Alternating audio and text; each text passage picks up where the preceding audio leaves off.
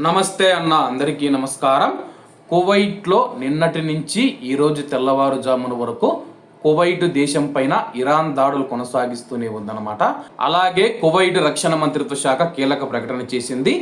Kuwait దేశ రక్షణ వ్యవస్థ అత్యంత సమర్థవంతంగా పనిచేస్తూ శత్రువుల దాడులను తిప్పికొడుతూ ఉంది.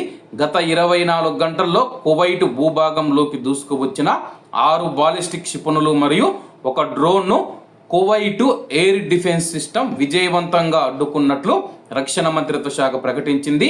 ఈ దాడుల వల్ల ఎలాంటి ప్రాణ నష్టం లేదా ఆస్తి నష్టం సంభవించలేదని చెప్పి అధికారులు ధృవీకరించారు. అలాగే క్షిపణులన్నీ జనసంచారం లేని ప్రాంతాలలో పడటం వల్ల ముప్పు తప్పిందని తెలిపారు. ఇరాన్ దురాక్రమణ నేపథ్యంలో చోటు చేసుకున్న పరిణామాలపైన రక్షణ మంత్రిత్వ శాఖ అధికార ప్రతినిధి బ్రిగేడియర్ జనరల్ సౌద్ ఆల్ అత్వాన్ గారు మీడియాకు వివరించారు. దేశ భద్రత అస్థిరత విషయంలో రాజీ పడేది లేదని చెప్పి ఆల్ అత్వాన్ గారు స్పష్టం చేశారు.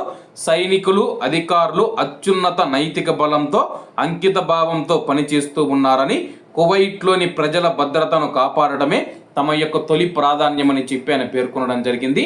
అలాగే కువైట్లో ఈ రోజు తెల్లవారుజామున మనం చూసుకుంటే శుక్రవారం తెల్లవారుజామున కువైట్ దేశంలో గుర్తించిన శత్రువు యొక్క క్షిపణి డ్రోన్ దాడులను కువైట్ ఎయిర్ డిఫెన్స్ సిస్టమ్ అడ్డుకున్నాయని చెప్పి కువైట్ సైన్యం శుక్రవారం తెల్లవారుజామున ఒక ప్రకటనలో తెలిపింది. శత్రువుల దాడులను విజయవంతంగా అడ్డుకోవడం వల్లే కువైట్లో పేలుళ్లు వినిపించాయని చెప్పేసి, ఏదైతే ఇరాన్ దేశం ఉందో కువైట్ దేశం పైన దాడులు చేస్తూ ఉన్నప్పుడు ఆ మిసైళ్లను డ్రోన్లను కువైట్ ఎయిర్ డిఫెన్స్ సిస్టమ్ పేల్చవతల పడేస్తూ ఉంది. కొన్ని మాత్రం మనం చూసుకుంటే కానీ ఎటువంటి ప్రమాదం లేని ప్రాంతాలలో పడి కూలిపోతూ ఉన్నాయి. అవి పేల్చినప్పుడు శబ్దం వస్తూ ఉంది. ఆ శబ్దాలకు ప్రజలు ఎవరూ భయపడవలసిన అవసరం లేదని చెప్పేసి కువైట్ సైన్యం ప్రకటించింది. కాబట్టి అందరూ బాగుండాలి, అందులో మనం ఉండాలి. అందరికీ నమస్తే అన్న, జై హింద్.